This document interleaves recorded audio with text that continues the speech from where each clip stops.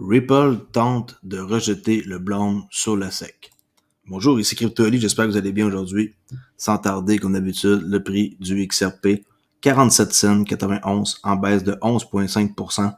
Si vous avez écouté ma vidéo que j'ai faite tantôt, vous allez voir que tout est dans le rouge. Alors, ne vous inquiétez pas, c'est une chose normale.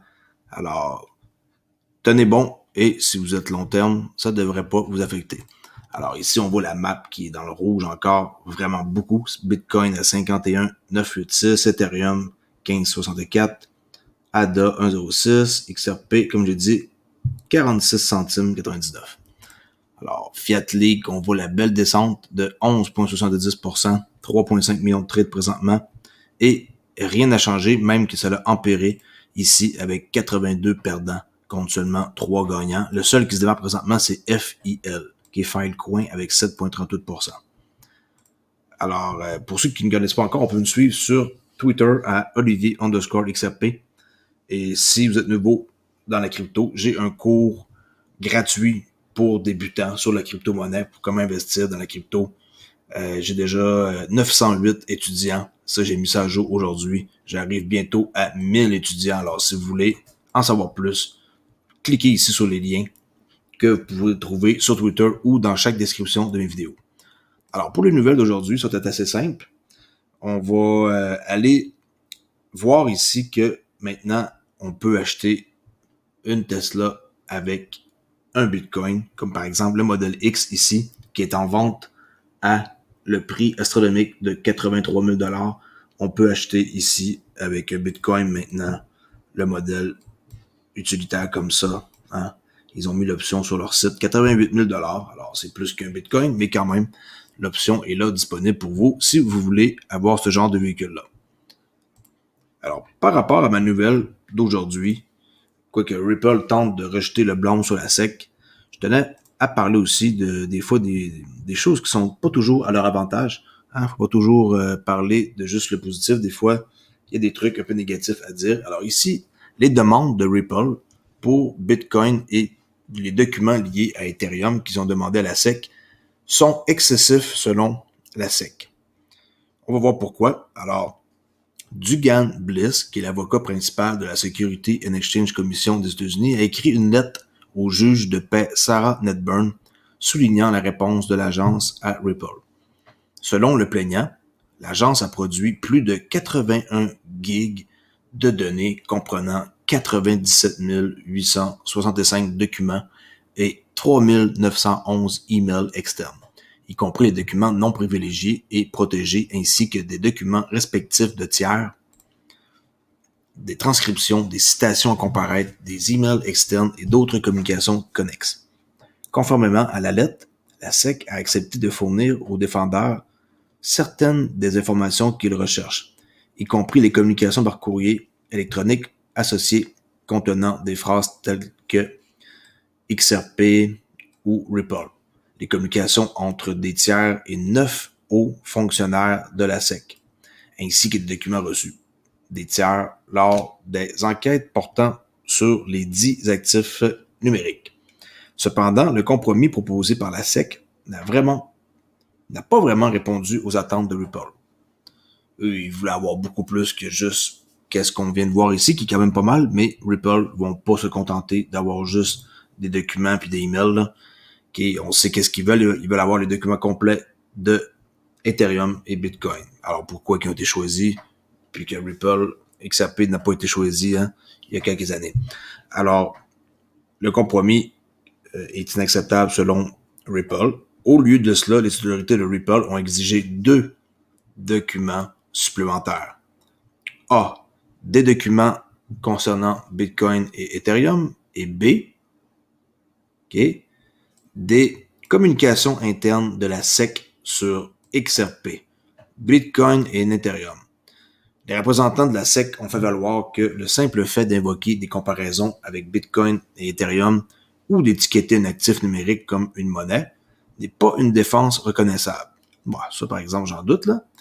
La découverte concernant Bitcoin et Ethereum ne peut donc pas avoir d'incidence sur les problèmes dans cette affaire, ou du moins n'est pas proportionnelle aux besoins de l'affaire, comme l'a déclaré le juge Ellerstein dans une affaire d'actifs numériques de la SEC. La lettre sous-mentionnée a poursuivi en affirmant que les demandes de Ripple en la matière sont disproportionnées, excessives et excessivement lourdes. Bon, c'est sûr qu'ils vont faire en sorte d'avoir le plus de documents pour avoir un avantage. Il faut bien qu'ils se défendent. Mais en même temps, selon la SEC, c'est disproportionné, excessif et lourd. Selon la SEC, les accusés, Ripple, tentent de rejeter le blâme de leur propre action ou inaction sur la SEC. Alors, dites-moi qu'est-ce que vous avez pensé dans les commentaires. Est-ce que vous pensez que Ripple demande trop et qu'il devrait juste se contenter de faire en sorte que le processus se développe plus rapidement, ou ils n'en font pas assez, au contraire? Alors, est-ce qu'ils en font trop ou est-ce qu'ils en font pas assez? Dites-moi là dans les commentaires. Ici, SBI, qu'on sait qui est le plus gros client de Ripple au Japon, avec SMBC et MUFG, investissent dans le financement de 62 millions de dollars de la société de monnaie numérique de Curette. Je le dis en français, je ne sais pas si c'est des Curette, là, en tout cas de Curette, il y a un jour. Alors, de Curette, une société japonaise de monnaie numérique, a levé 6,7 milliards de yens, soit 62 millions de dollars US, dans le cadre d'un cycle de financement. L'entreprise utilisera les bénéfices pour développer une plateforme de monnaie numérique basée sur la blockchain et renforcer les relations de travail avec les entreprises partenaires. Pourquoi je vous parle de ça? Parce que SBI, c'est le plus gros client de Ripple. Alors, c'est bon pour Ripple. Pour faire les liens. Parmi les 10 investisseurs qui ont contribué se trouvaient Sumitomo Mitsui Banking Corporation, SBI Holdings, ça c'est lui qui nous intéresse le plus, Mog Bank, la plus grande banque du Japon, et le principal actionnaire de la société Internet Initiative Japan. Initialement formé en tant qu'échange de crypto-monnaies, Curette s'est concentré sur l'utilisation de la blockchain sur les applications commerciales qui exploitent les monnaies numériques. Curette agit en tant qu'organisateur du forum sur la monnaie numérique pour explorer des cas d'utilisation spécifiques des monnaies numériques basées sur le yen japonais.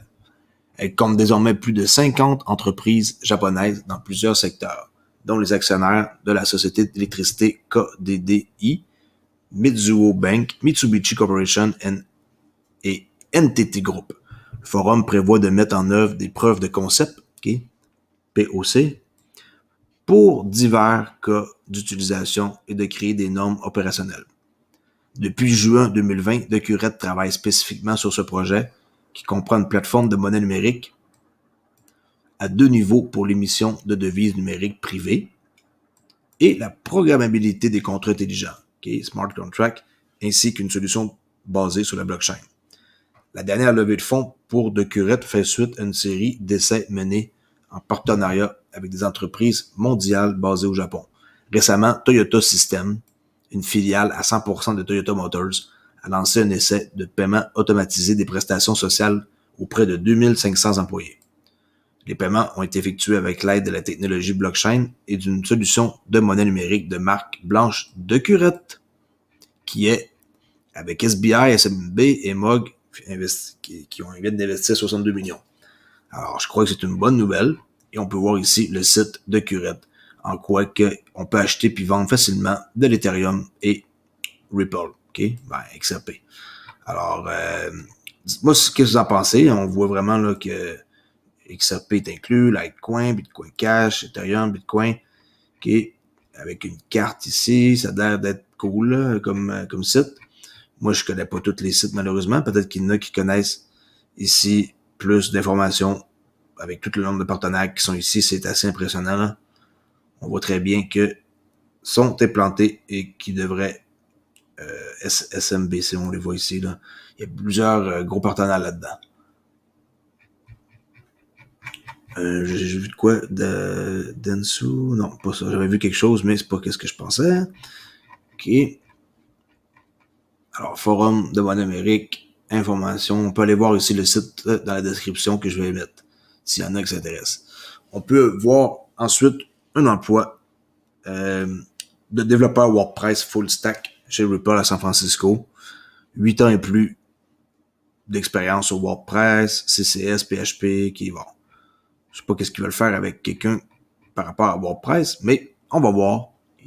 On peut pas tout savoir, il faut lire ici pour voir un peu plus d'informations au sujet, pour voir qu'est-ce qu'ils cherchent. Ils cherchent un web marketing qui connaît toute l'infrastructure de WordPress, expérience avec Gatsby, Frontify ou des frameworks WordPress. Je sais pas trop mon domaine, alors s'il y en a qui connaissent plus ça, faites-moi le savoir, là, ils veulent quelqu'un qui a 8 ans d'expérience.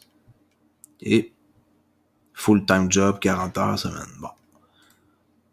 Pour ceux qui savent pas, Ripple, ils prêtent de l'argent, une marge de crédit Ripple, aux institutions financières pour utiliser XRP pour effectuer des virements transfrontaliers. Pour les monde qui ne savent pas encore ça, là, c'est instantané et à faible coût. Ça permet aussi de bloquer un taux instantané fixe qui ne va pas augmenter avec le temps. Puis par après, vous pouvez réembourser plus tard. Et quand vous remboursez, ils vous reprêtent plus.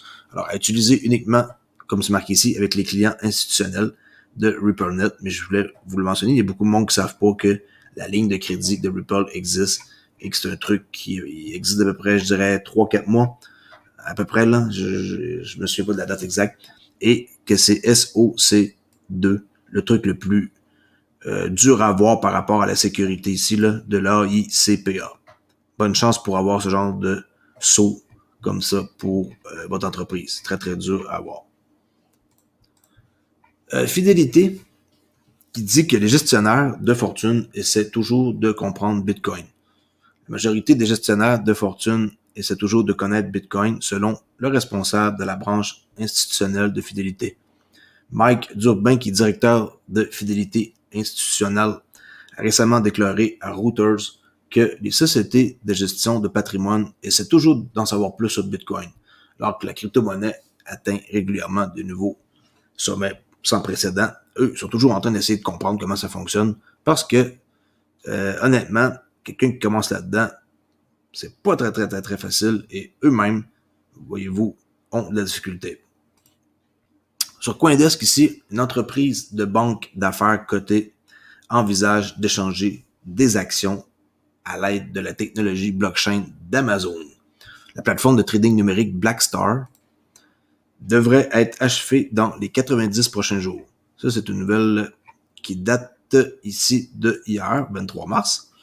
Alors, la société a annoncé lundi dans un dépôt auprès de la SEC, de notre fameuse SEC, Security Exchange Commission, au State, que sa plateforme de négociation numérique Blackstar, qui s'appelle BDTP, devrait être achevée au deuxième trimestre 2021.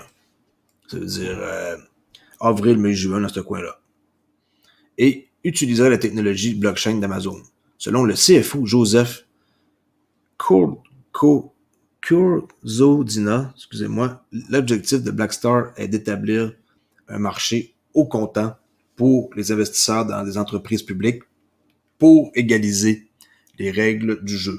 Ça, en anglais, c'est level playing field, le mot que je dis qui revient souvent depuis une année, comme interopérable, qui est avec des investisseurs professionnels à effet de levier. Alors, eux, ils veulent des investisseurs professionnels, ils veulent passer sur la blockchain avec Blackstar, puis Amazon, ici, qui devrait être, dans le fond, celui qui va faire la transition, là.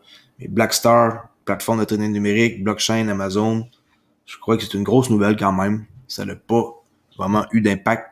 J'ai pas vu trop d'infos par rapport à ça, mais moi, je trouve que c'est une bonne nouvelle. Puis, ça a toujours lien avec la crypto et je dois en parler vu que ma chaîne, c'est sur la crypto.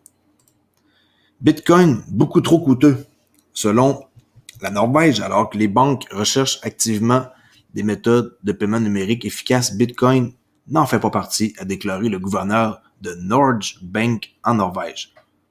Le Bitcoin est trop gourmand en ressources et coûteux pour fonctionner comme de l'argent, a déclaré le gouverneur de la Norges Bank de Norvège. Pendant ce temps, la banque travaille sur son propre projet de monnaie numérique et prévoit de publier un rapport à ce sujet en avril.